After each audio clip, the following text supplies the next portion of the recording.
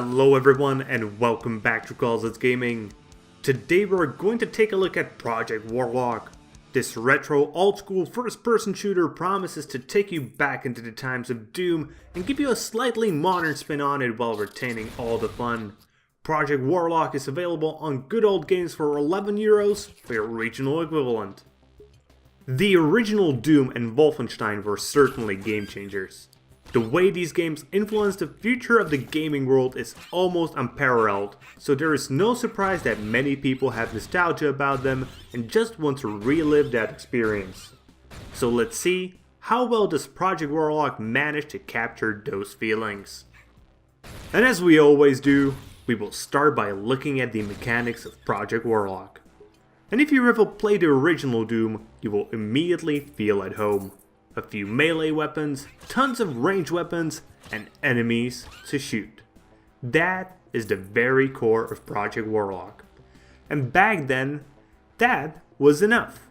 But nowadays it would definitely be too little. Luckily, Project Warlock knows this and thus decides to provide much more. But before we take a look at that more, let's first talk about the weapons and enemies. Because, let's face it, if these two things were screwed up, nothing else would have mattered.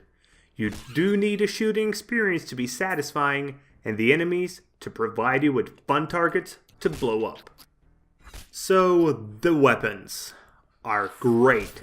You get a large variety of weapons to either smash your opponent's face in, or to shoot them to shreds with bullets, or to explode them all over the place with explosives. And they are intensely satisfying to use. No matter whether you're using an axe, a pistol, a shotgun, an SMG, a minigun, or a rocket launcher, you will always be happy to pull the trigger. And what about the enemies? Those are great as well.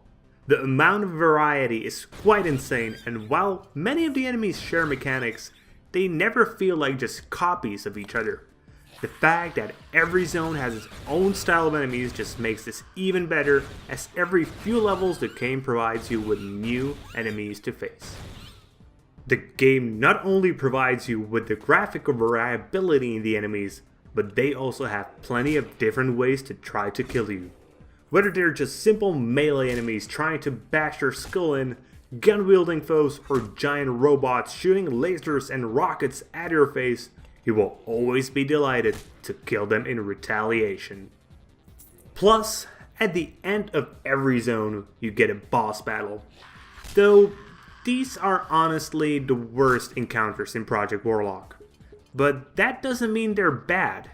They just lack a certain something to make them really stand out. They all follow the same pattern of being one giant enemy that attacks you from a distance while spewing in enemies to make your life harder. Yes, they do have different phases, but for the most part, you can just ignore the small enemies and just keep shooting at the big bad boy until he dies and clean up the rest when he does die. Well, that's probably enough to sell some of you guys on buying this already, right? But that's not enough for the developers of Project Warlock. On top of that awesome shooting experience and great enemies, they decided to add a ton of other mechanics. So let's now take a look at those. The first one we need to address are the spells. Remember, you're a warlock, and those can cast spells. Sadly, I haven't really found a need to use the spells, at least not at normal difficulty. Maybe that changes at higher difficulties, but at normal, I was honestly happiest using just a light spell and keeping my mana for that one weapon that uses mana as ammo. Especially once you get to upgrade that weapon, that makes it one of the best weapons in game. But if you do like using spells, you do get a decent variety of them as well. From spells that just purely do damage, through shields, up to spells that freeze your enemies, giving you that bit of breathing space when you need it. Next up, we gotta speak about the levels themselves. These are separated into 5 zones, each then separated into 5 subzones, and each of the subzones has a varying number of levels to go through before you go back to your hub. But the most impressive thing is how freaking well the levels are designed. Seriously, if you're ever going to design a shooter or even a dungeon crawler, go and take a look right here how proper level design is made. The levels act sort of like mazes, but they always give you a good way to figure out what you need to do next. Often, you will find a door that takes you further right at the start of the level, but first, you need to find a key that gets it opened, or a few switches. And whenever you find a key or flip a switch, more enemies will spawn in, making the action go non-stop. Seriously, this was the best thing I've seen in a long while. And while I do realize that other games do this as well, here it never felt like a cheap mechanic just to make you shoot stuff. And apart from the zones where you will battle legions of demons and other monsters, you also get access to a workshop, the central hub. Here you get a chance to rest for a while, your game gets saved, and most importantly, you get to upgrade. So, the upgrades. These are separated into 4 major categories: weapon upgrades, spells, stats, and perks. Interestingly enough, weapon upgrades and spells use the same currency, so you need to be sure that you do want this particular upgrade or this particular spell, because often you will not be able to get both, or at least not at the same time. Stats and perks are also somewhat connected, but in a more indirect way. For every 5 stat points, you get 1 perk point. In terms of more specific details of the upgrade systems, the weapons always have 2 different ways to upgrade them, either making them purely do more damage or making them behave quite differently. For example, an upgrade for the shotgun completely changes it, making it into more of a single target weapon rather than one for killing large groups of enemies. Spells are a thing you just buy, and we already talked about how they work. Then you have the stats. These just permanently increase some of your statistics, like your maximum health, mana, or the amount of ammo you're able to carry. But the really cool stuff does come from the perks. These can also give you some standard boring updates like more health or less damage, but also include stuff like whenever you kill an enemy, you get to collect a little bit of mana back from them if you are quick. And that's pretty much what you get when you play Project Warlock. And you probably already gathered, this all combines into one hell of a great game. I do not know what is it about killing demons, but it seems to be something that developers can just do well. The shooting is satisfying, the enemies are fun to kill, and the level design is superb. Add in all the upgrade paths and you can get some decent replayability. Well done.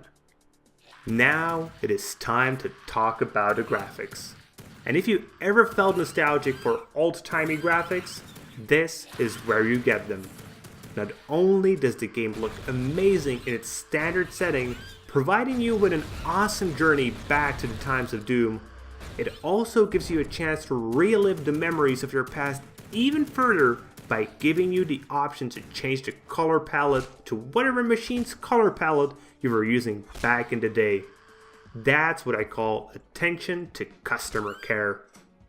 But even if we go back just to the standard setting, you can see just how much love and effort was put into the game. All the monsters look amazing and creepy. Each of the zones has its own style, and then the animation. Gory as heck, and I love it. So you might be thinking, well, there has to be at least one thing wrong with this, right?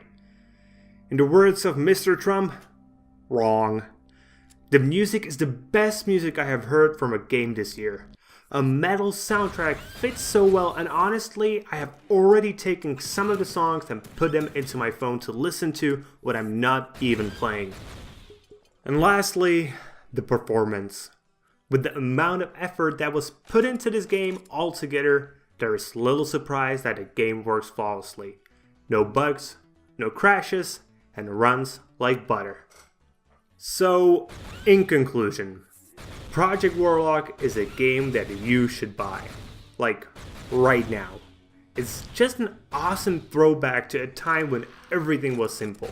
No complicated mechanics, just go in and shoot stuff. And sometimes that is more than enough to get a fun game. The amazing graphics and soundtrack are just a cherry on top. And you get all of that for just 11 euros or $12. Seriously, why are you not already taking out your credit card and buying this? I see no reason not to enjoy this nostalgic gem. So that's it for today, guys. Hope you liked the review, and if you did, please consider giving us a thumbs up here on YouTube and subscribe to the channel. And comment if you have anything you would like to add. See you guys later with more gaming content.